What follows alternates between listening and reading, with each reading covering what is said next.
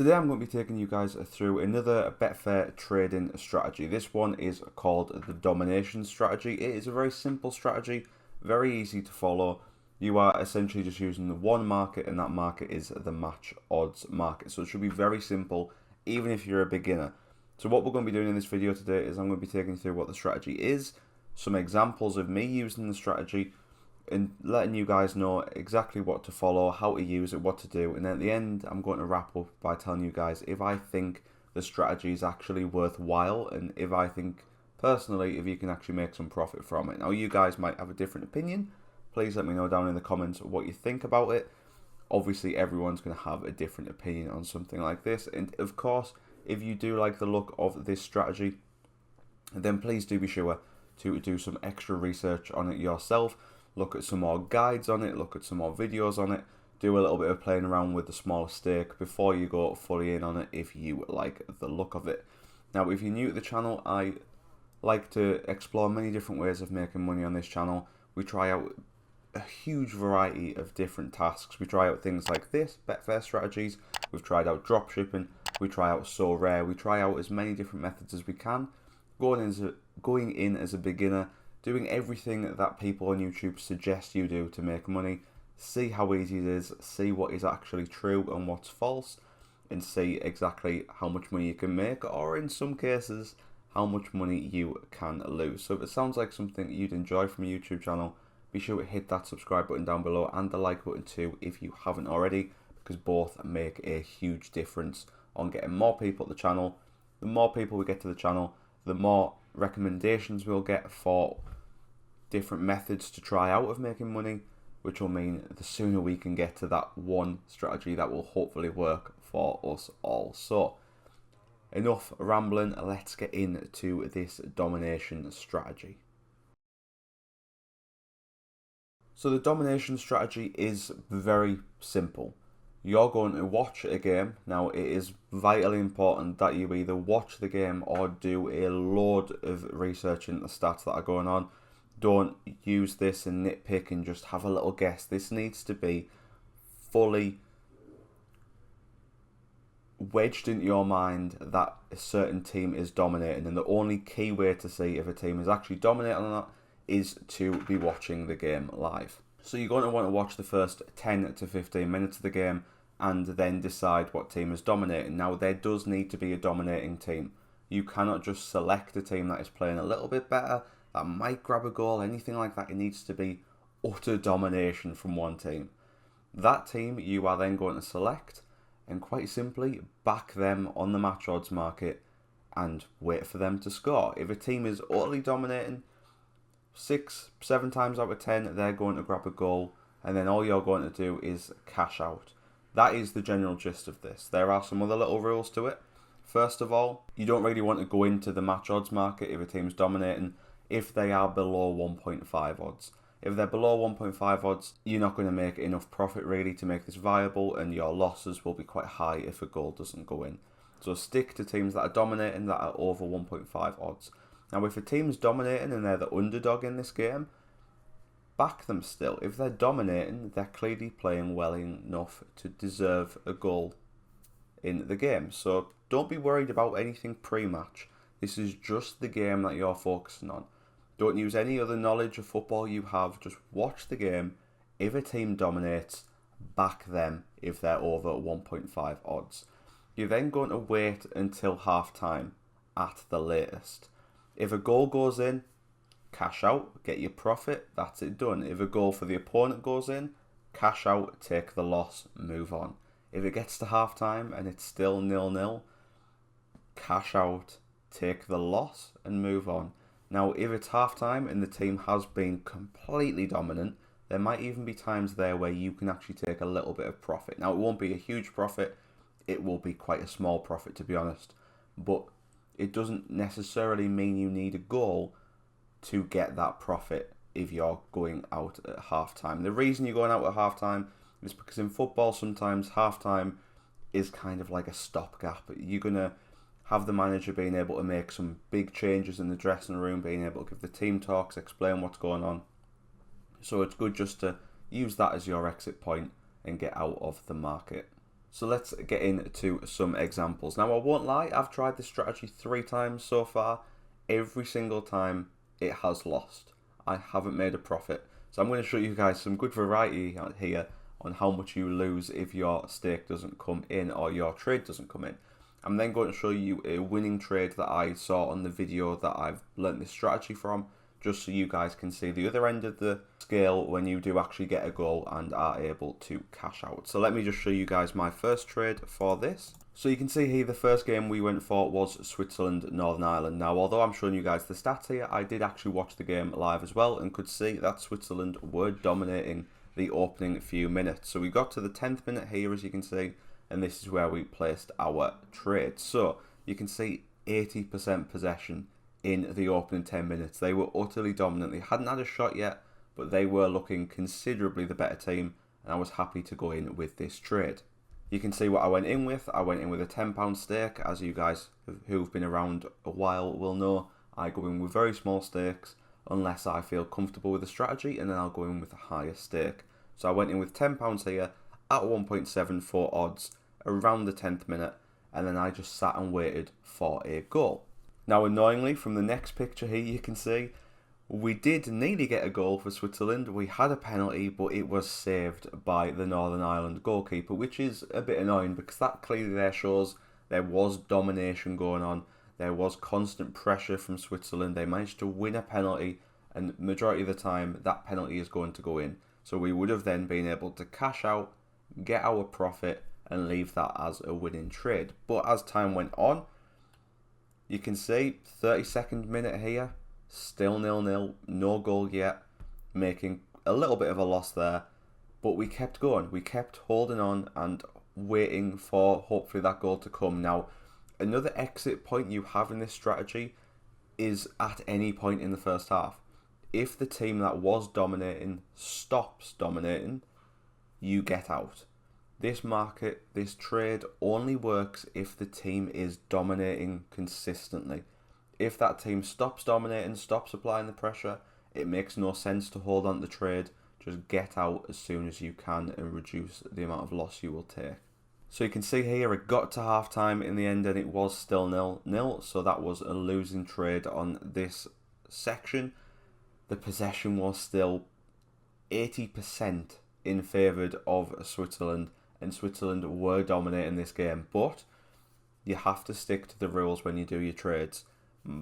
My exit points for this trade finished at half time. That's the last possible exit point I had, so I took it. So you can see here we left the trade once the cash out was all confirmed. If we just wait and see the total loss we got from this trade, you can see it was at £2.02 loss, which is about a 20% loss from our £10 stake. So it's not the end of the world. It was a losing trade and we only lost 20%, which isn't too bad. It's not the worst case scenario if you have a losing trade to only lose 20%.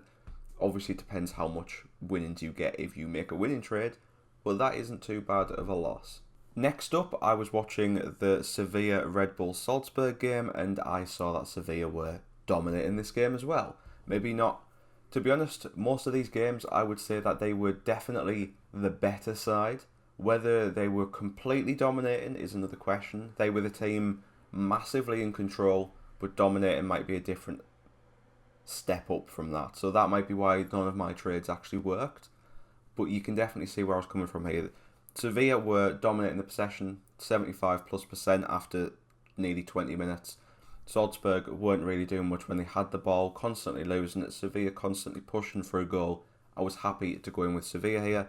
You can see 1.65 odds over the 1.5 that we recommended at the start. So I went in with £10. Now, unfortunately for me, if I just skip ahead here, pretty much straight away after this was matched, it actually got matched at 1.63 in the end. The second I stopped recording this clip, Salzburg got a penalty. Annoyingly, Salzburg had already had a penalty in this game, and they missed it earlier on. So I was a bit gutted that they somehow managed to get a second. They scored their second penalty, which obviously then triggered our exit point.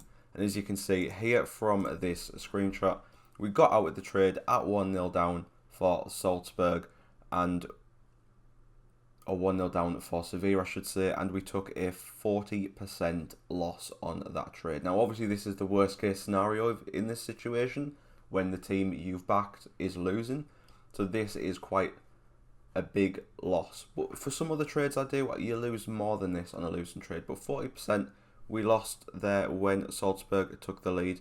Now, it is key to note that in the Northern Ireland Switzerland game, that did finish 0-0, so we wouldn't have made any extra profit from last after half time. Salzburg Sevilla, I believe that finished 1-1 in the end with 4 penalties and a red card, so I'm glad I got out of that one. But both of these, clearly the team wasn't dominating enough. It could either be my mistake for this, or this could just be a general flaw of the strategy. But they're the 2 times I've used this strategy so far. Both haven't paid off. Both I've took a loss. So not glowing recommendation just yet.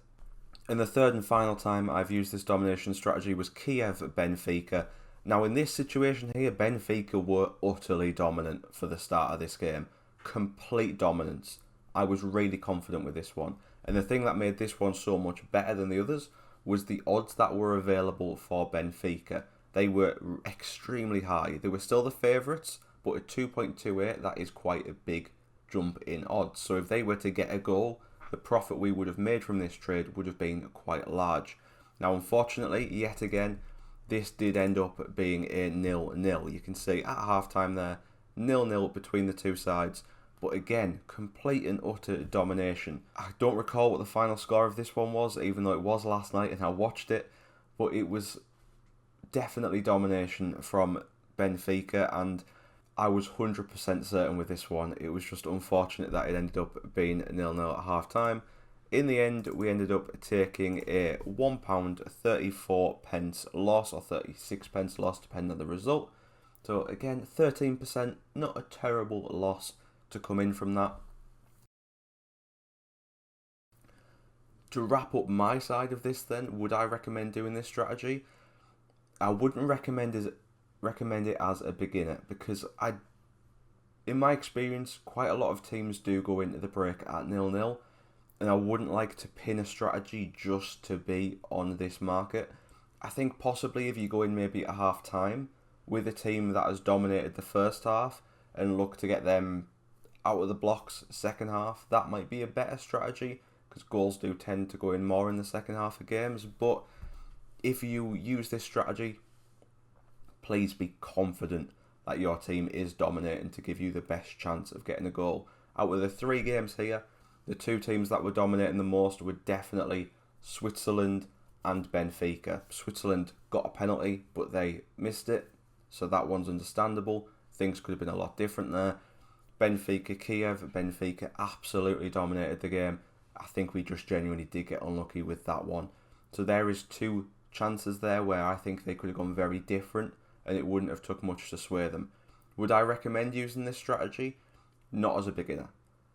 I think it is a nice, viable strategy, but as a beginner, I think there are other ones out there that would be a lot simpler to learn and will have a bit more of a success rate as well.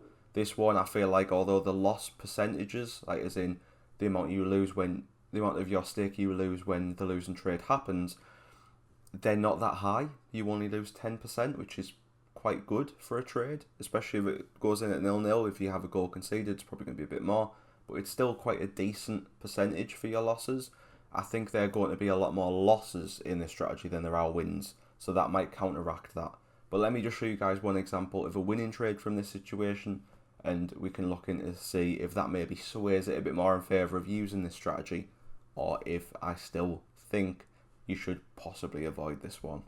So this is a little bit of a segment from the video that I learnt this strategy from over on Sports Trading Life. You can see here that in this situation, Chelsea was backed as the dominant team at 1.89 odds against Burnley with an £100 stake.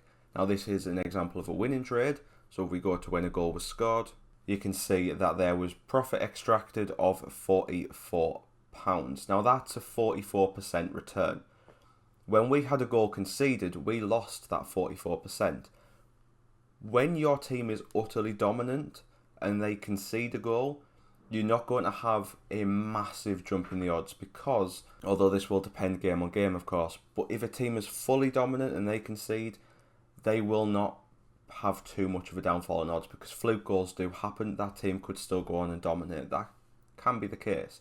So in my worst case scenario of my 3 trades, where we had a goal conceded against the team we backed, we lost 44%. You can see here with this example of a winning trade, with odds that weren't incredibly high at 1.8, one goal swayed it so much so that the profit was 44%, which would cancel it out as a 1-to-1 trade. Obviously, it depends on the hit rate of this strategy. That will impact whether or not you decide to do it, or whether you decide not to do it. But I honestly think this one, it's all about your match selection. If you really do focus in and only use this strategy when a team is completely dominant and looking like they're going to score any second, then I think this strategy will be absolutely perfect. If you fluctuate from that even the slightest bit and use it and force this strategy down when a team isn't dominating, then I think you could end up having some big losses with your trades. Luckily, like I said, the biggest loss I had was 40%. The 0-0 at half times were about 10 to 15% loss. So it's not too bad if you mess up on this one, but you really do need to focus and only pick teams that are completely dominating. But that is it for this strategy. It is very simple. Watch the first 10 to 15 minutes. If a team is completely dominant and it's still 0-0, you back that team as long as they're over 1.5 odds. You then look to leave the market either after they score a goal and take the lead and you'll get some profit, after they concede and they're losing, you'll take a hit, or when it gets to 0-0 at half time. 0-0 at half time, you'll either take a little bit of a loss or a little bit of profit, depending on how dominant the team has been since you put your stake on there. It's a very simple strategy. Whether or not you will have enough focus on the game to see the clear dominance to be able to use this correctly is a different story. I clearly don't have enough footballing knowledge to be able to use this strategy effectively just yet, but I wouldn't write it off completely. But let me know down in the comments what you guys think of the strategy. Hit the like button and subscribe if you are new, and hit the like button even if you're not new actually, because it makes a big difference. But thank you for watching. Please do let me know what you think about this strategy. I'm still very much on the fence about it. I'm going to give it a few more tries, I think, and see what happens. But please, I look forward to hearing your opinions. If you've got any other strategies you want me to try out as a beginner, let me know down in the comments and I'll be sure to check them out in the few weeks that are coming. But thank you for watching yet again, and I'll see you guys in the next video.